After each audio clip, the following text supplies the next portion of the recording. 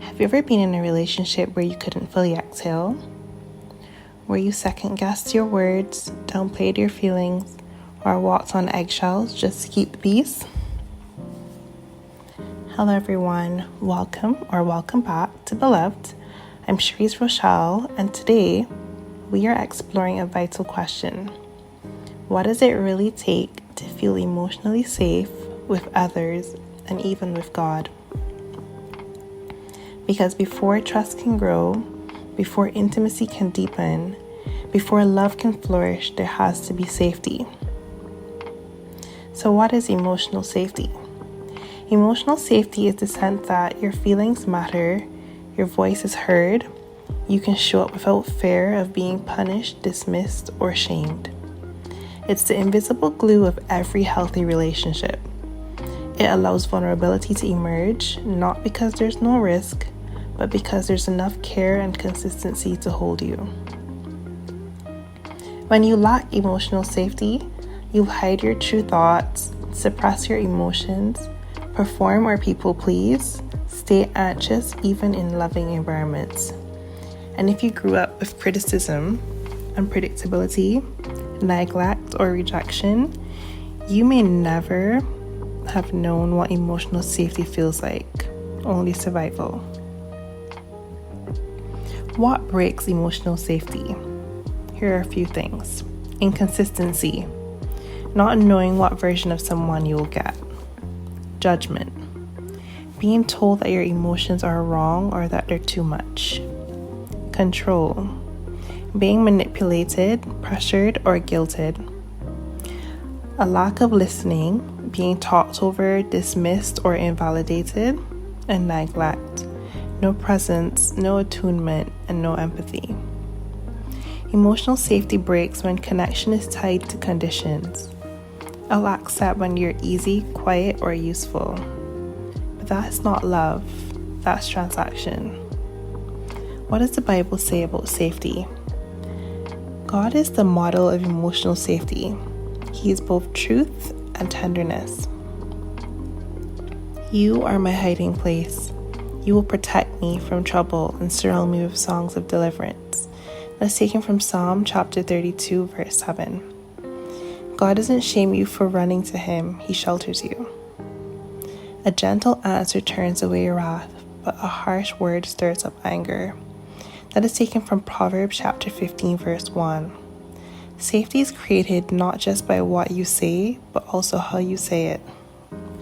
The Lord is close to the brokenhearted and saves those who are crushed in spirit. That is taken from Psalm chapter 34, verse 18. God is near to you in your most vulnerable, tear-stained, and undone places. Not farther away, closer. So how can you build emotional safety in your life and in your relationships? Whether you're rebuilding from scratch or trying to bring more safety into the existing relationships, here's what can help. Firstly, with others, be a safe space first. Listen without fixing, validate without dismissing, use I language, for instance, I feel instead of you always. Create consistency, so show up regularly, not just when it's convenient, and honor boundaries. If someone says this hurts, you don't get defensive, you get curious. And with others, practice honest self-talk.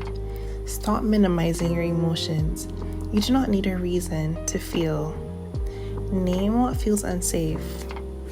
Identify patterns and people that stir anxiety in you.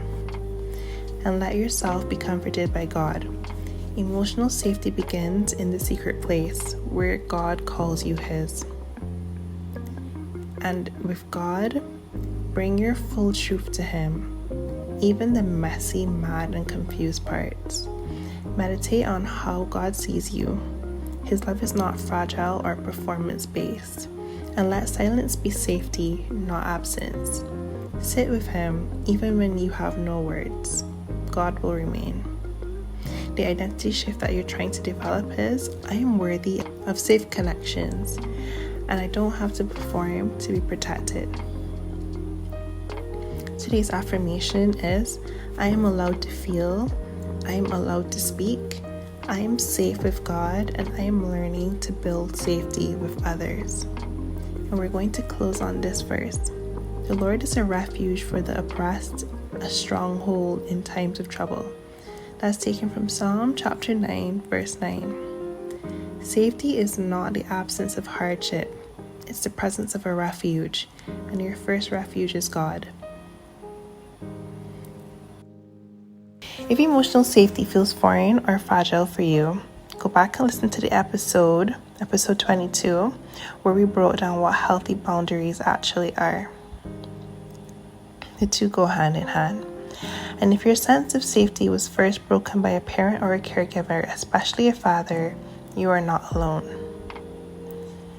Feel free to get in touch if you would like to, ask any questions, or receive any kind of support by contacting me at belovedwithcherise@gmail.com.